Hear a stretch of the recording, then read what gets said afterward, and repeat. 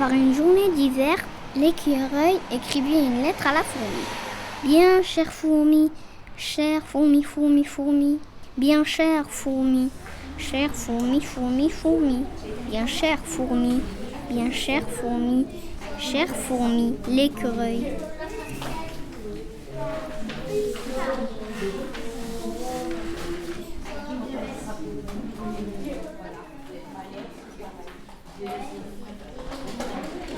Et ça, ce serait, si ça vous intéresse,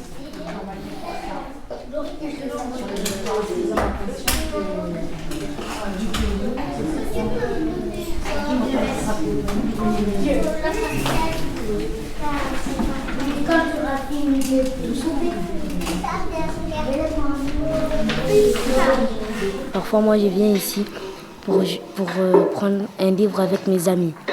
Mes amis sont mes amis de l'école et aussi mes cousins. Et Samia est là-bas. Parfois, elle vient, elle me dit « Mohamed, prends un livre et vas-y lire ». Ou parfois, elle vient, elle me dit « Mohamed, viens lire un livre avec moi ». Mais ce que j'adore ici, c'est les activités. On peut faire n'importe quelle activité avec Samia ou Afi.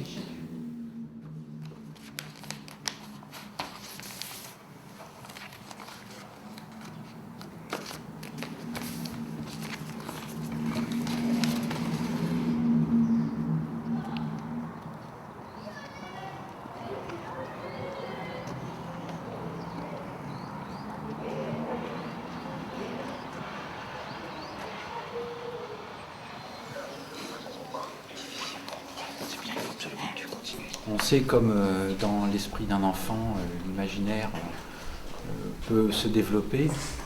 Il suffit juste de donner des impulsions et en général, ces impulsions vont partir de la transmission d'une certaine joie, un certain plaisir à décrire les choses en essayant de leur faire sortir ce qu'ils peuvent avoir de pétillant et de merveilleux. Les enfants, c'est toujours plein de merveilleux. Et après tout, le passage à l'écrit, ça n'est finalement que la matérialisation de ces images au travers d'idées, de concepts. Finalement, le rôle de l'animateur à ce niveau-là n'est que d'encourager à se laisser aller, à se livrer sur la feuille, en faisant bien attention à leur dire la forme ne compte pas. Ce qui compte, c'est ce qu'il y a au fond. Ah si, chacun sait. Vous inversez. ça va, je lis les deux. Bravo, Caro. Bon. Non, C'est ton texte. Regarde, Caro. Fais un grand sourire, ne palpite pas des narines. Hein, vas-y. Cher écureuil, merci. J'ai bien reçu ta jolie lettre. Ça m'a fait énormément plaisir. Elle était si mignonne. Hier, j'ai trouvé des noisettes, mais elles étaient trop lourdes pour moi. Et même qu'une paire de chaussures Adidas a failli m'écraser. À cet instant, j'ai vu toute ma vie de petite fourmi défiler sous mes yeux. Mais pour me consoler, j'ai mangé des feuilles avec mon ami la tortue.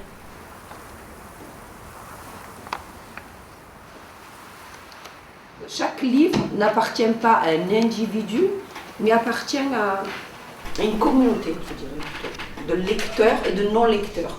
Parce que c'est une œuvre d'art, c'est 3 endroits où l'art et l'écrit se mêlent. C'est-à-dire, vous verrez qu'il y a une seule partie des ouvrages qui ont été faits, aucun ne se ressemble.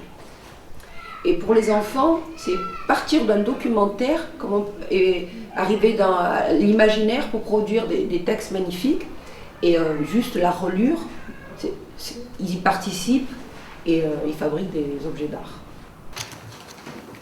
L'ouvrage final est fait par tous les enfants qui lisent ou qui ne lisent pas, qu'ils écrivent ou qu'ils n'écrivent pas. Chacun va laisser une trace dans ce livre. Et l'ouvrage final, c'est pas je, c'est nous. On voulait avoir une touche d'un jeune du quartier qui avait plus ou moins donné dans l'écriture et qui pouvait un petit peu impulser aussi ou donner cette envie d'écrire à un jeune public à l'époque, déjà, ça fait 2003, en 2003, qui n'était pas très intéressé ou qui avait peur un peu de la feuille blanche et du stylo, donc on t'a demandé, tu as accepté. Est-ce que tu peux nous parler de cet ouvrage que tu as fait avec ce jeune public? Moi, je pense qu'après l'écriture, ça a été vraiment la chose là qui m'a le plus touché. c'est de faire aimer, de faire participer à des jeunes l'amour des mots, l'amour des phrases. Dès qu'on leur dit allez-y, prenez une feuille blanche et écrivez là chez vous, et là vous avez des témoignages qui m'ont franchement moi ému presque aux larmes, parce que on voit vraiment les problèmes particulièrement parfois même insoutenables qui puissent toucher un peu des catégories de personnes qui y vivent. Et moi, ça m'a vraiment, c'était une mission, d'abord je vous remercie parce que ça a été vraiment génial de travailler avec ces jeunes. Je viens ici depuis que j'ai l'âge de 8 ans. Et bon, ben, je fréquente moins le lieu parce que maintenant j'ai un petit garçon. Et voilà, la vie fait qu'on est préoccupé par autre chose, mais j'ai passé pas mal de temps ici, voilà. Vu qu'on n'allait pas souvent au centre social ou dans des endroits pour avoir des activités, donc du coup on venait là parce qu'on voyait les copains et les copines. Et Espace Lecture, ça nous permettait de faire nos devoirs, en fait, d'avoir une aide. Donc j'avais l'aide de Sceaux, j'avais l'aide d'autres personnes qui venaient, qui étaient auprès de Sceaux, et qui sont plus forcément là. Donc on nous aidait à faire les devoirs, à faire des tas de choses, et puis voilà quoi, ça nous changeait les idées en fait quand on venait là. Ici au moins on peut faire nos devoirs, alors que si nous on n'a pas de grands frères ou quoi, on n'arrive pas à quelque chose, on ne pourra pas le faire. Donc c'est meilleur d'avoir un espace lecture, comme ça dès que tu viens à l'espace lecture, tu vas directement demander à un animateur ou une animatrice si elle peut nous aider. Disons que Herbel, pour moi, c'est quelque chose de très très important. Donc, quand je suis malade, je pense à Herbel. Quand je pars en vacances, je pense à Herbel. Pour les enfants, parce que les enfants, ils sont vraiment très gentils. Quand on leur rend un petit service, ils sont très reconnaissants. Sceaux, il a apporté pas mal parce que des fois on a des doutes sur la vie future, sur les choix qu'on doit entreprendre. Et les parents ils sont pas trop décidés non plus parce qu'ils ont peur aussi, avec la pression des professeurs. Et c'est vrai que Sceaux il était là pour m'appuyer et me dire va au fond de tes idées quoi. Voilà.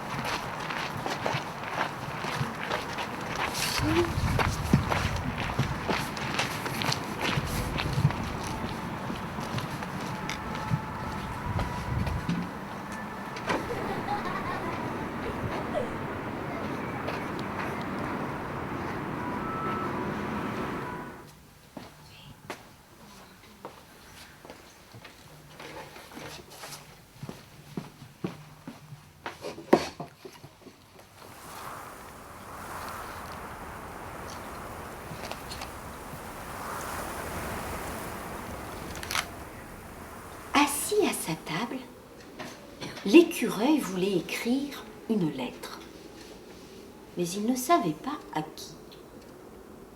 « Bien cher, commença-t-il. Puis il réfléchit profondément et reposa sa plume. Le vent se levait doucement.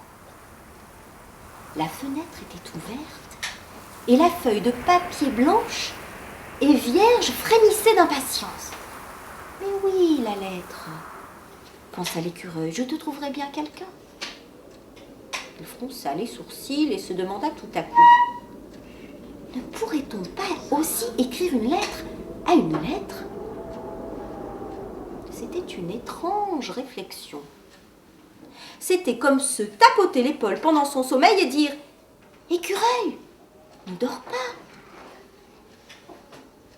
Ses pensées grinçaient et s'entrechoquaient. D'après la fourmi, réfléchit-il, on peut adresser une lettre à n'importe qui, même à la pluie, ou à une vague de chaleur, ou à la nuit. Il reprit sa plume pour écrire. Cher Asselem, le salam à toi ainsi qu'aux espaces lecture. J'espère que tout va pour le mieux même si les temps sont durs, pour la culture et tout ce qui a trait à l'éducation et au social. Normal que dans certaines cités, il pleuve des balles. Ici à la Savine, rien de nouveau que du banal. La routine nous colle à la peau et nous mine le moral. Métro, boulot, dodo. L'hymne des forçats, pas le choix. Mais mieux vaut ça plutôt que le RSA ou le Pôle emploi, n'est-ce pas? Bref. Passons, trêve de digression et parlons plutôt des raisons qui m'amènent à t'écrire ces quelques mots. Ton anniversaire. Tes noces de porcelaine avec les lettres et les arts. Mais avant, je veux d'abord te raconter une histoire. C'était il y a longtemps. C'était hier. C'était il y a 19 ans et des poussières. On passait notre temps à traîner en bande, en bas des bâtiments, à refaire le monde, à faire les marioles dans les halls après l'école, surtout en hiver pendant les vacances scolaires. Comme des taulards au mitard condamnés à perpète, on comptait nos déboires, on puait la défaite. Et puis un jour, les bras chargés d'étagères, de livres, tu es venu nous délivrer de la galère, à travers les albums, les BD, les romans, les documentaires. Tout un univers de poésie et de savoir. L'évasion et l'aventure au fil des pages et des histoires. Tout ça juste en bas de chez moi, au rez-de-chaussée de la tour K. Dans ton premier espace lecture, rappelle-toi. Parfois, on y allait juste parce que dehors il faisait froid. Pour tout cela, je te remercie. Je te souhaite longue vie. Tous mes vœux les plus chers pour ton 20e anniversaire.